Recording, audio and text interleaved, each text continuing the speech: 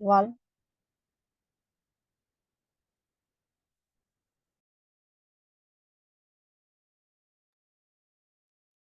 வாழ்க்கையின் பாடங்கள். இன்றைய தலைப்பு, நாம் இறக்கும்போது நம்ம நமக்காக யார் அழுவ போறாங்க அப்படிங்கிறது தான் நம்ம தெரிஞ்சுக்க போறோம். நம்ம இந்த பூமியில பிறந்ததுல இருந்து இந்த சுவாசத்தை சுவாசிச்சு எல்லா இடங்களுக்குமே போறோம். நிறைய மனிதர்களை நம்ம பார்க்கிறோம், பேசுறோம், பழகுறோம், எல்லாமே செய்றோம். நம்ம செய்யறப்ப நம்ம இந்த சங்கதிகளுக்காக நம்ம என்னத்தை விட்டுட்டு போறோம் அப்படிங்கிறத நம்ம புரிஞ்சுக்கணும். அப்படி நம்ம எதை விடுறோம் அப்படிங்கிறது, நம்ம வாழ்க்கை போகிற போக்குலயே நம்ம போனோம்னா ஒண்ணும் செய்ய முடியாது. வாழ்க்கைய நமக்காக நம்ம மாத்திக்கணும். அப்படி நம்ம மாத்திக்கிறப்ப, அது இல்லாம வாழ்க்கை பயணம் எப்படி போகுது அதே வழியில போனோம்னா, ஒரு ஒரு நொடி ஒரு மணி நேரமா மாறும். ஒரு மணி நேரம் என்ன செய்யும்னா ஒரு நாளாகும். ஒரு நாள் என்ன பண்ணும்னா ஒரு வாரம், ஒரு வாரம் ஒரு மாதமாகும். ஒரு மாதம் ஒரு ஆண்டுன்னு, இப்படி பல ஆண்டுகள் அப்படியே போயிட்டே இருக்கும். கடைசியில நம்ம இந்த மரணப்படுக்கைக்கு வியாதியின் மூலமோ இல்ல வயதாயும் அந்த நிலைக்கு நம்ம தள்ளப்படுறோம். அப்ப நம்ம ஒரு நிறைவான வாழ்க்கை வாழ்ந்திருக்கோமா அப்படின்னு பார்த்தோம்னா இருக்காது. அப்ப நமக்குள்ளேயே நம்மளுக்கு தோன்றும், நம்மளுக்கு ஏதாவது ஒரு வாய்ப்பு கிடைச்சுச்சுன்னா நான் எப்படிலாம் வாழணும்னு நினைச்சேன் அதே மாதிரியே நான் வாழ்வேன் அப்படிங்கிறது தோணும். அப்போ அந்த மாரி ஒரு எண்ணம் வரும். நம்ம எப்படிலாம் நம்ம வாழ நினைக்கிறோம் அப்படிங்கிறத, நான் வாழ்வேன் அப்படின்னு நம்ம மறுபடியும் ஒரு சான்ஸ் கேட்கிறோம். நம்ம நம்ம இருக்கிறப்பயே நம்ம வீட்ல இருக்கிறவங்கள, நம்ம சுற்றி இருக்கிறவங்க கிட்ட, நம்ம பணிபுரியறவங்க எல்லார்கிட்டயும் நம்ம அன்போட இருக்கணும். கருணையோட இருக்கணும். நம்ம அவங்க கிட்ட பழகணும். கொஞ்ச நேரம் அ அவங்க கூட சேர்ந்து பழகுறப்ப நம்மளுக்கு ஒரு பணிவு கிடைக்கும். நம்ம மத்தவங்கள மதிக்க கத்துக்குவோம். அவங்க கிட்ட இருந்து நெறைய விஷயங்கள நம்ம கேதர் பண்ணிக்குவோம். நம்மளுக்கு தெரியாத நெறைய நல்ல விஷயங்கள நம்ம மேம்படுத்திக்கிட்டே வருவோம். அதனால நம்ம எல்லார்கிட்டயும் நம்ம பழகணும். பழகுறப்ப நம்ம நெறைய சிந்திக்கலாம், நெறைய கத்துக்கிட்டே இருக்கலாம். நெறைய நல்ல நண்பர்கள நம்ம உருவாக்கணும்னா, நம்ம செய்யற நல்லது, கெட்டத அவங்க இது கரெக்ட்டா இருக்கு, இல்ல இது தவறா இருக்கு, இத நீ செய்யக்கூடாது அப்படின்னு சொல்லுவாங்க. நம்ம அதப்படி நம்ம செய்யலாம். அப்படி செய்றதுக்கு நம்மள சுற்றி எப்பயும் நல்ல நண்பர்கள் இருக்கணும். நம்மள அவங்க தான் உயர்த்தி கொண்டே இருப்பாங்க. நம்ம என்ன செய்றோம்னா, ம். அடுத்து நம்மளுக்கு வரும் சின்ன சின்ன பிரச்சனைகளிலேயே நம்ம ரொம்ப கவலைப்பட்டு சோர்ந்து போய் நம்ம எதுவுமே செய்றதே கிடையாது. இது எல்லாத்தையும் நம்ம அந்த பிரச்சனைகளால, அந்த ஒரு சிந்தனைகளால நம்ம என்ன பண்றோம்னா, நெறைய கத்துக்கிட்டே இருக்கோம். நம்மளுக்கு புதிய புதிய அனுபவங்கள் வருது, புதிய பழக்கவழக்கங்கள் வருது, நெறைய நல்ல நண்பர்கள் கிடைப்பாங்க. நம்ம அங்க எதெதெல்லாம் தவற விட்டோமோ, அதன் மூலியமா நம்ம நெறைய பாடங்கள நம்ம கத்துக்கிறதுக்கு நம்மளுக்கு ஒரு வாய்ப்பு கிடைக்குது. அப்ப நம்ம என்ன பண்ணணும்னா, அந்த கவலையோ, இல்ல மத்தவங்க நம்மளுக்கு செய்த தீங்கோ, அத நம்ம பாசிட்டிவா மாத்திக்கணும். அதுல நம்ம முன்னேறிக்கிட்டே போகணும். அதுதான் நம்மளுக்கு நம்மளே கத்துக்கக்கூடிய ஒரு பாடமா இருக்கும். அதே மாரி தேவையில்லாத மனிதர்கள் கூட பே பழகக்கூடாது. ஏன்னா, யார் கூட பழகணும், எது நம்மள நல்ல வழிக்கு அழைச்சிட்டு போகுதுங்கிறது நம்மளுக்கு நல்லாவே தெரியும். இப்போ 2 பேரும் சேர்ந்து வா சினிமாவுக்கு போலான்னு சொல்றாங்க. இன்னும் 2 பேரும் வா ஒரு தியான பாடசாலைக்கு போவோம் அப்படின்னு சொல்றாங்க. அப்ப நம்ம தான் சூஸ் பண்ணணும். நம்ம தியானத்துக்கு போய் அத மேம்படுத்திக்கலாமா? இந்த ஆ தியேட்டருக்கு போய் நம்ம அந்த டயத்த கழிக்கலாம். அதுவும் அங்கேயும் தியேட்டருக்கும் போகணும். நல்ல படத்துக்கு போகணும். அதனால நம்ம வாழ்க்கையில மாற்றம் வருதுன்னா, அத நம்ம தேர்ந்தெடுக்கலாம். இல்ல அப்படின்னு சொன்னா, அத விட பெஸ்ட் எதுன்னா தியானம் தான். அப்ப நம்ம இதே மாரி எது தேவைங்கிறதையோ, அதத்தான் நம்ம தேர்ந்தெடுக்கணும். அதே மாரி மத்தவங்களோட கட்டாயத்துக்காக மத்தவங்களோட வார்த்தைய நம்ம அப்படியே கேட்கக்கூடாது. நம்மளுக்கு தேவையில்லாதத அத நம்ம தூக்கி போட்டுட்டு, நம்ம கடந்து அடுத்த நிலைக்கு நம்ம போறதுக்கான வழிய நம்ம செய்யணும். அப்புறம் என்ன பண்ணேன்னா, ஆம் சீக்கிரமா எழுந்திரிக்கணும். காலையில நம்ம சீக்கிரமா எழுந்திரிச்சோம்னா, அன்னைக்கு நம்ம எழுந்ததுலேருந்து சொல்லுவாங்க, ஒரு 30 நிமிடம் சிறப்பானது. அந்த நேரத்துல நம்ம ஒரு நல்ல வாக்கியத்த ஆ சொல்லிக்கிட்டே இருக்கலாம். ஒரு நல்ல எண்ணங்கள நமக்குள்ளேயே போட்டுக்கிட்டே இருக்கலாம். அது உலகத்துக்காக போடலாம். இப்போ வந்து ஒரு சில அமைப்புகள்ல சொல்லுவாங்க, எழுந்த உடனே "வாழ்க வையகம், வாழ்க வையகம், வாழ்க வளமுடன் சொல்லுங்க" அப்படின்னு சொல்லுவாங்க. சில பேர் "அருட்பெருஞ்சோதி, அருட்பெருஞ்சோதி, தனிப்பெரும் கருணை, அருட்பெருஞ்சோதின்னு" சொல்லுவாங்க. சில பேர் "அன்பே தெய்வம்னு" சொல்லுவாங்க. ஒருத்தவங்க ஒரு எந்த இதுவா இருந்தாலும் பரவாயில்ல. ஆனா நம்ம நல்ல ஒரு வார்த்தைகள நம்ம உச்சரிச்சுக்கிட்டே இருந்தோம்னா, அது வந்து நமக்குள்ள பல நேர்மறையா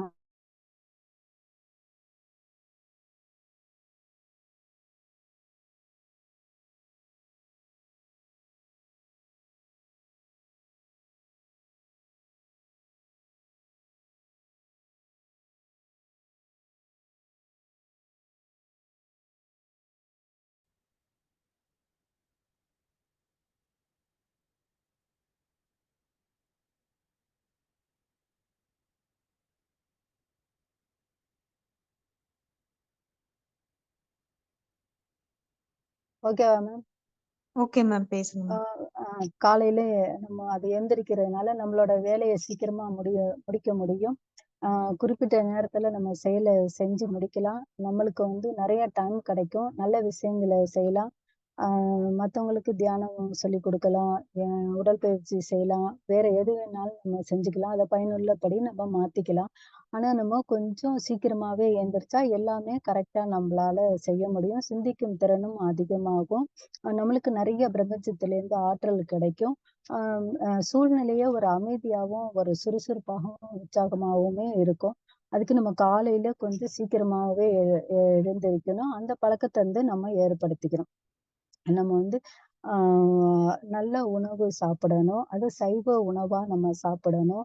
அந்த அறுசுவையில ஒரு அளவு முறைகள நம்ம பயன்படுத்தணும்னா, நம்ம செய்யக்கூடிய அந்த தவத்தோட வலிமை வந்து நமக்கு அதிகமாவே இருக்கும். அப்படி நம்ம அதோட ஆற்றல் வந்து நம்ம அபரிவிதமா நம்மளுக்கு கிடைக்கும். அத நம்ம உடனடியாவே நம்மளுக்கு அ ஒரு புரிதல் வரும். அப்போ வந்து நம்ம பேசக்கூடிய வார்த்தைகள்ல வந்து ஒரு சத்தியத்த மட்டும் தான், அதாவது மாறாத ஒன்று தான் சத்தியம்னு சொல்லுவாங்க. யாராலயும் அத வந்து உற்பத்தி செய்யவும் முடியாது, அழிக்கவும் முடியாது. அதுதான் சத்தியம். அதத்தான் அந்த மாரி நம்ம நடைமுறைகள்ல பயன்படுத்த ஆரம்பிப்போம். அதையே நம்ம செயல்முறைக்கு கொண்டுட்டு வருவோம்.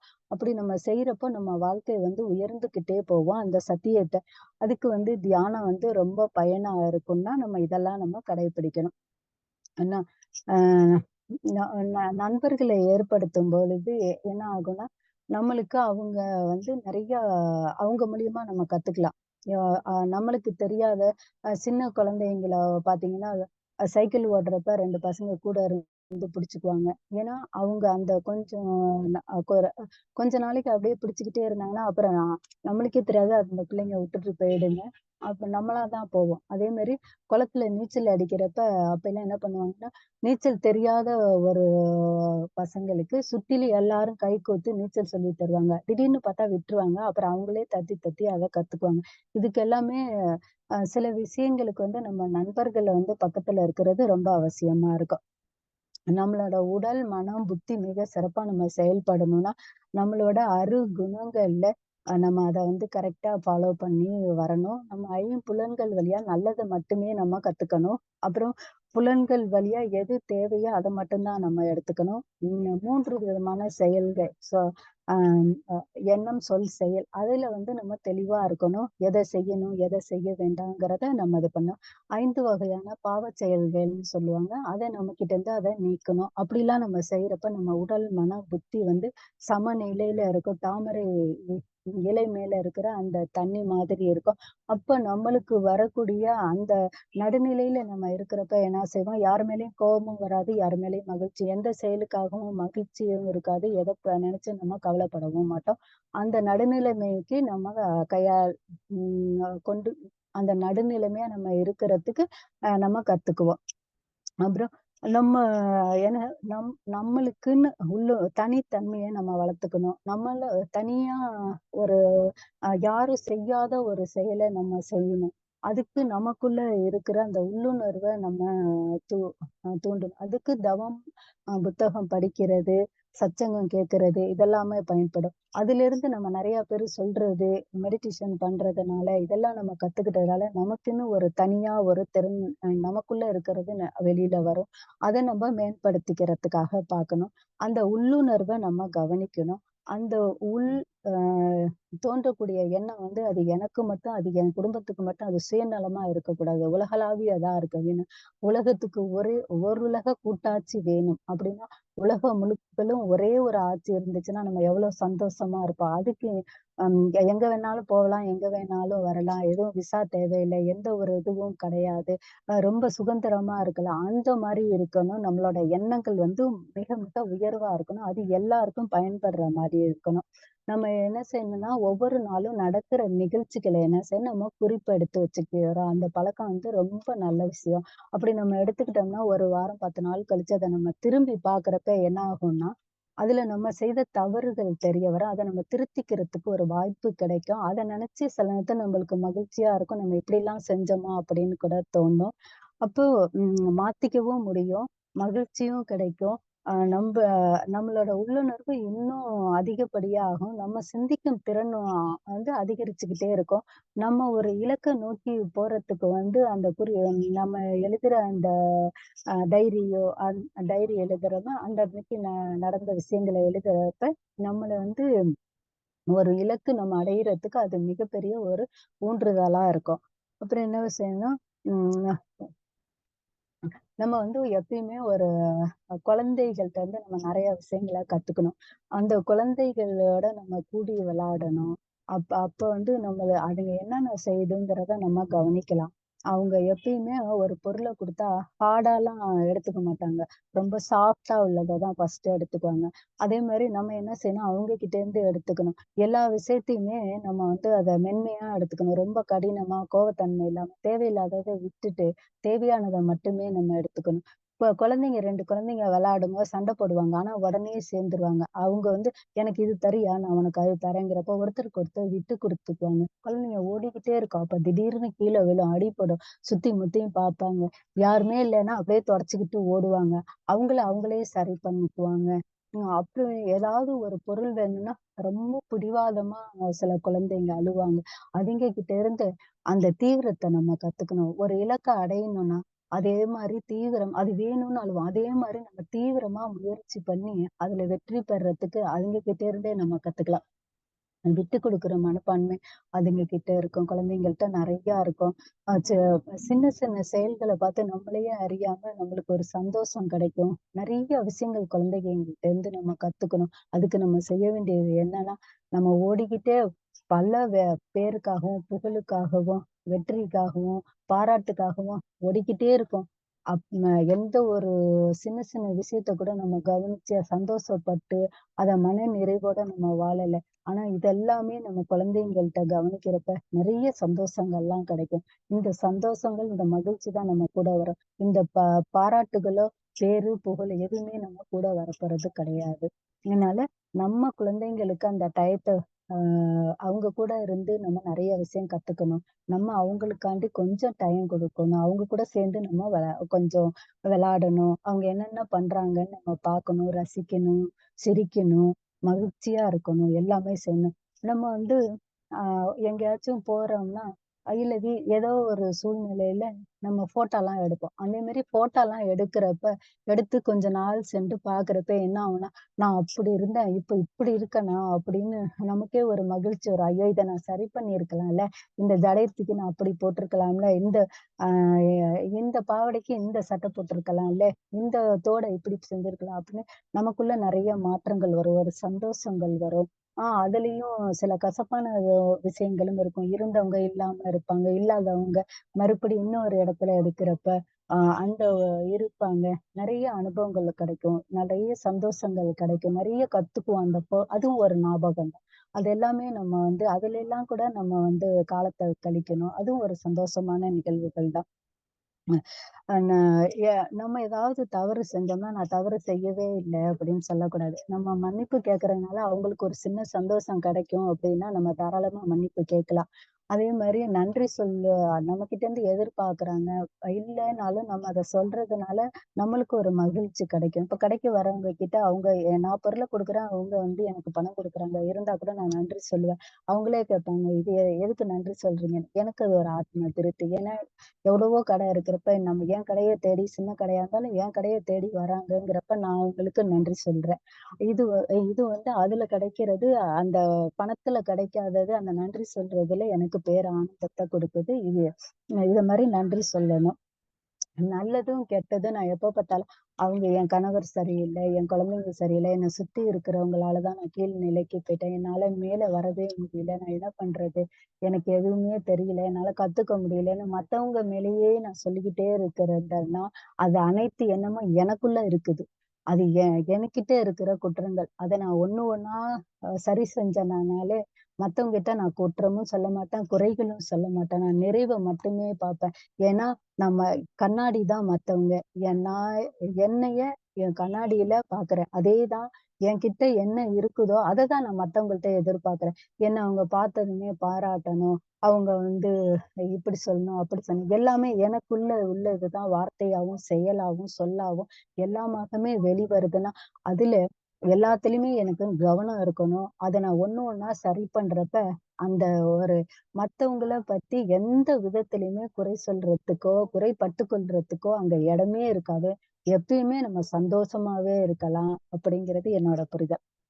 அதனால ஆ மற்ற மத்தவங்க பேசுறப்ப எப்ப என்ன செய்யணும்னா, நம்ம கவனிச்சுக்கிட்டே இருக்கணும். அதுல நம்ம நெறைய கத்துக்கலாம். கத்துக்கிட்டே இருக்கலாம். சில பேரு நம்ம பேசுறப்ப அவங்க எதுவுமே சொல்லலன்னா நம்ம முடிச்சுக்கணும். ஏன்னா, இதுக்கு மேல பேசாதீங்கன்னு அர்த்தம். அப்புறம் நம்ம பேசுறத அப்படியே ஸ்டாப் பண்ணிடணும். அப்புறம் அத வந்து அவங்க முக பாவனைய அந்த கை அந்த அவங்களோட அசைவ வச்சு இது நம்ம சொல்ல வர கருத்து அவங்களுக்கு புரியுதா? புரியலையா?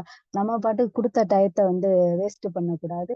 அத வந்து கரெக்ட்டா நம்ம பயன்படுத்திக்கிட்டு, அந்த ஆற்றல நம்ம வளர்த்துக்கணும். அப்புறம் புக்கு வந்து நல்ல புக்க தேர்ந்தெடுத்து படிக்கணும். புக்கு எப்பயுமே நம்ம கையில இருந்துகிட்டே இருக்கணும். நம்ம எந்த இடத்துக்கு போனா கூட, புக்கு எடுத்துட்டு வரலையே, நம்ம இந்த டைம் கிடைக்குதே, நம்ம படிக்கலாமே அப்படிங்கிற அந்த அதுக்கு இடமே குடுக்கக்கூடாது. எப்பயுமே ஒரு சின்ன புக்காவது, ஒண்ணாவது நம்ம கையில இருக்கும். ஏன்னா, அது எல்லா விதத்திலயும் நம்மளுக்கு பயன் தரும். நம்ம முன்னேற்றத்துக்கும், நம்மளோட மகிழ்ச்சிக்கும் தரும். நம்மளோட ஆரோக்கியத்துக்கும் சரி, நெறைய அதுல விஷயங்கள் இருக்கு. சில புக்க வந்து நம்ம என்ன செய்யணும், ருசிக்காக படிக்கணும். சில புக்ஸ நம்ம என்ன செய்யணும்னா, வ ப விழுங்கிடணும். அதான் முழுங்கணும்னு சொல்றாங்கல்ல. புடிக்கலன்னா என்ன செய்வோம், டபக்குன்னு முழுங்கிடுவோம். அதே மாரி செய்யணும். சில புக்க என்ன செய்யணும்னா, ஜீரணிக்கணும். சில புக்க என்ன செய்யணும், நம்ம ஒரு கொஞ்சம் நெறைய படிச்சுக்கிட்டே இருப்போம். நம்மளுக்கு அதுல வந்து தேவையான எந்த கருத்துமே இருக்காது. அப்ப என்ன செய்யணும்னா, அந்த புக்க தூக்கி வச்சுட்டு நம்ம கிட்ட நெறைய புக்ஸ் இருக்கும். வேற புக்ஸ எடுத்து நம்ம படிக்கணும்.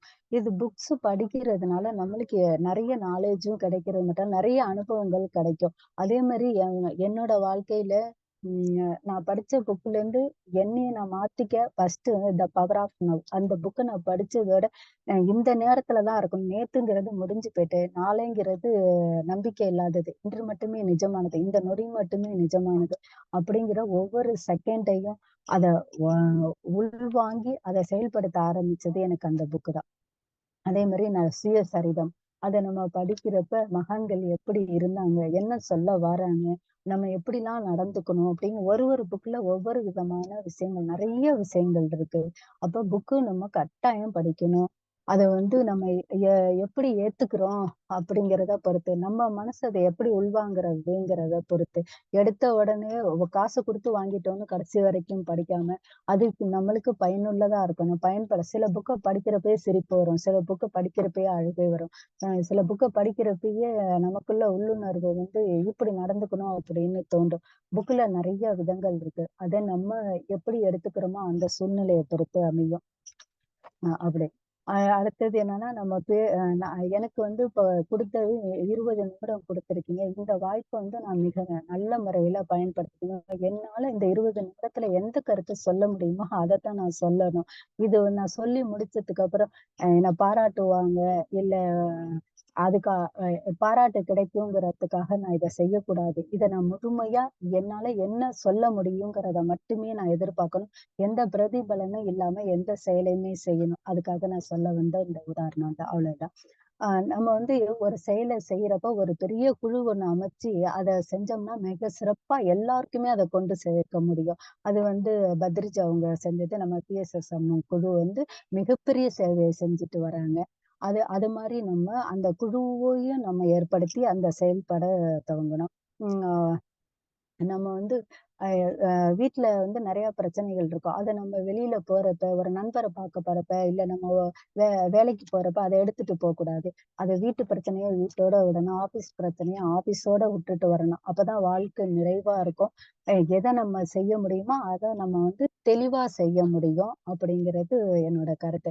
ஏன்னா, அ அ அது அப்படியே தொடர்ந்துகிட்டே செயின் மாரி அப்படியே தொடர்ந்துகிட்டே வரும். ஆஃபீஸ்ல ஒரு பிரச்சனையா வீட்டுக்கு வருவோம், டல்லா இருப்போம். அப்புறம் மனைவி, அப்புறம் குழந்தைகள் அது அப்படியே ரொட்டீனா அடுத்த நாள் வரைக்கும் அது தொடர்ந்துகிட்டே வரும். அத அங்கேயே புல் ஸ்டாப் வச்சுட்டா, அத விட்டுட்டு நம்ம வெளியில வந்துட்டோம்னா, பாம்பு அது சட்டைய கழட்டுற மாரி நம்மளோட பிரச்சனைகள அந்த இடத்திலேயே நம்ம கழட்டிட்டு நம்ம வர்றதுதான், அ நம்ம அடுத்த நிலைக்கு போக முடியும் அப்படிங்கிறது.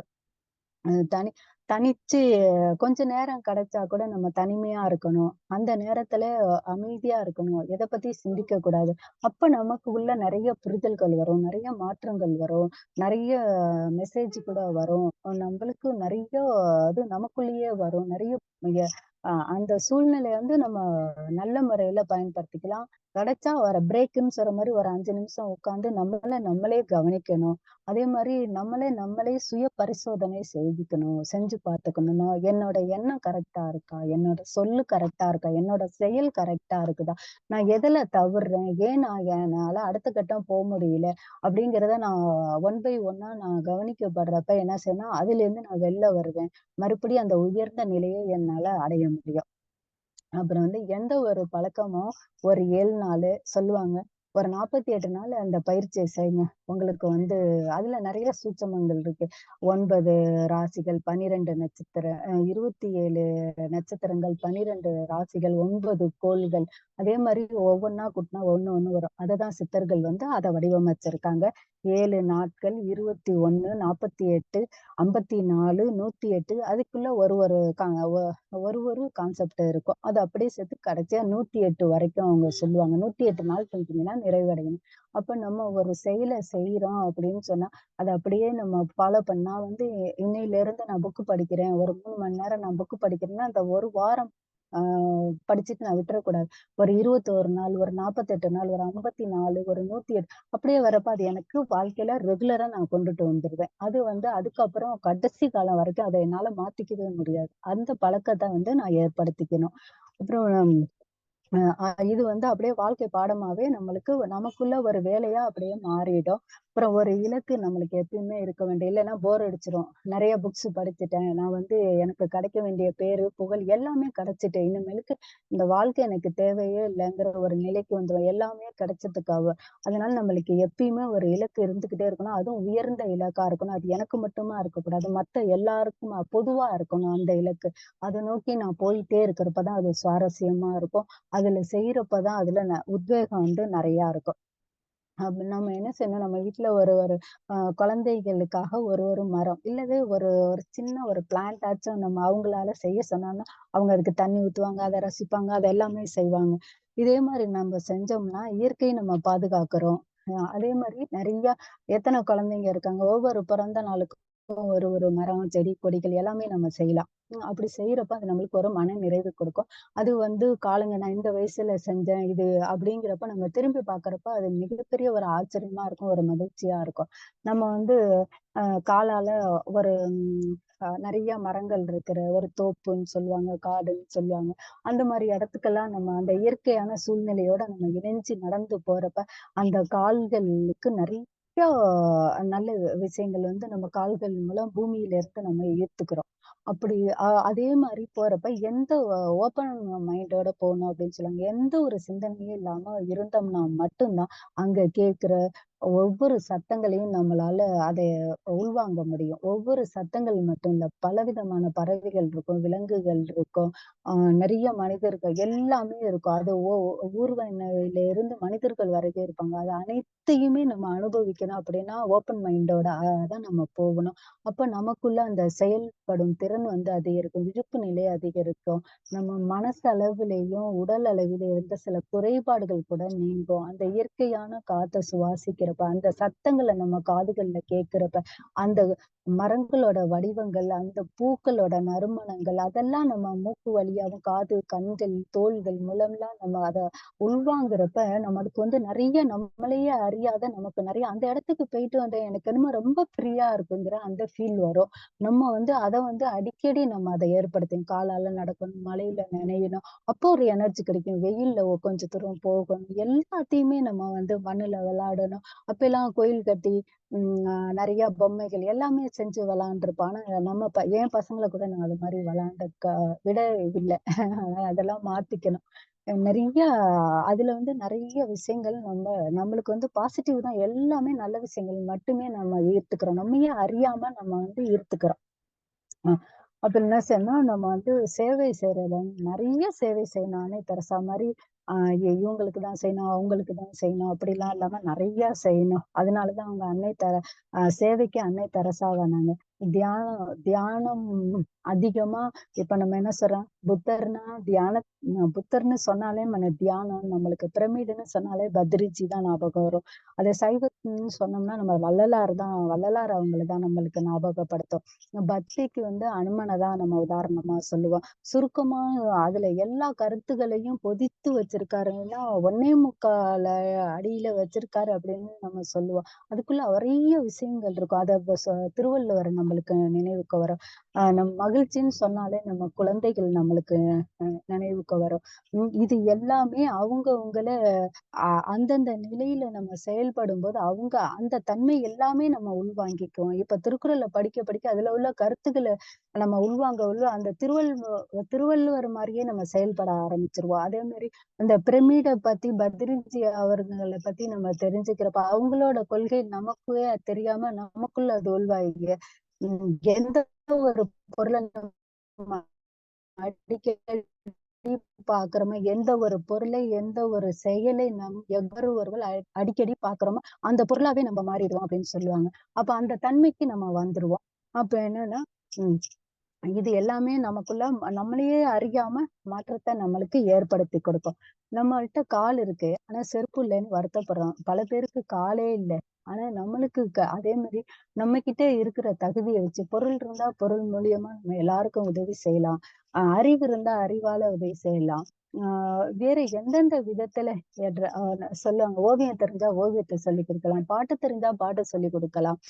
எனக்கு வந்து ஒரு சிற்பம் செதுக்க தெரியும்னா, அந்த கலைய நான் சொல்லி தரலாம். எனக்கு என்ன தெரிஞ்சதோ அத மற்றவங்களுக்கு கத்துக் கொடுக்கும். அந்த சேவை மனப்பான்மைய வளர்த்துக்கணும். இல்ல என்கிட்ட கோடி இருந்தா நான் எல்லாருக்கும் குடுப்பேங்கிறத விட, என்கிட்ட நல்ல மனசு இருக்கு.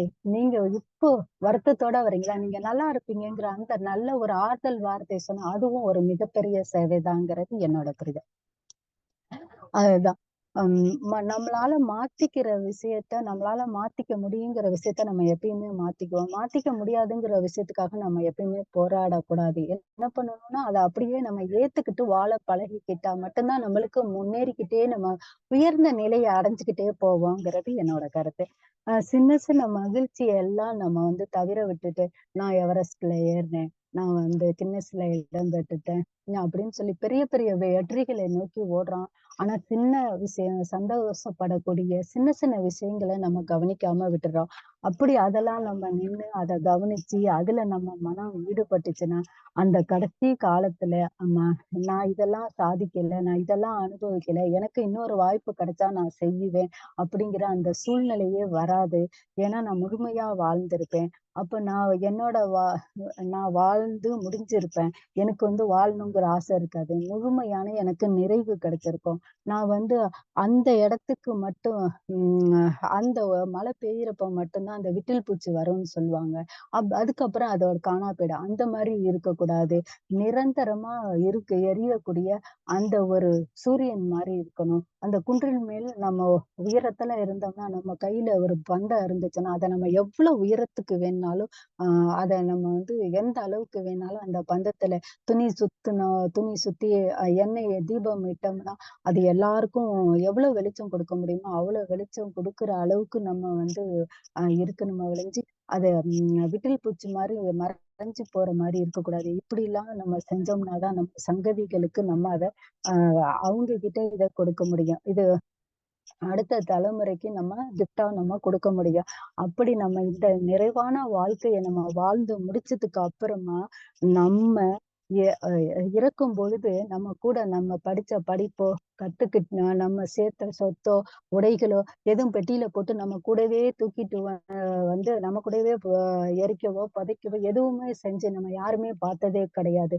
அதெல்லாம் விடுத்து நம்ம அ நம்மளுக்கான வாய்ப்ப பயன்படுத்தி நிறைவோட நம்ம வாழ்ந்து, அத அடுத்த சங்கதிகளுக்கு நம்ம நல்ல வாய்ப்புகள குடுத்து, நல்ல எல்லா விதத்திலயும் நம்ம உலகத்துக்காக நம்ம நன்மைகள செய்து, இதுதான் நம்ம அடுத்த தலைமுறைக்கு விட்டு செல்ல வேண்டிய ஒரு இது. அப்படி நம்ம செய்யறப்ப, நம் நான் இறக்க போறப்ப, அப்ப பார்க்கணும் எனக்காக அழுவ போறது யாரு? அப்படிங்கிறது நம்ம அப்பதான் கவனிக்கணும். அப்பதான் தெரியும். உண்மையிலேயே நம்ம என்னத்த விட்டு சென்றிருக்கோங்கிறது. இந்த வாய்ப்ப கொடுத்த அனைவருக்கும் நன்றி. நான் முடிச்சுக்கிறேன்.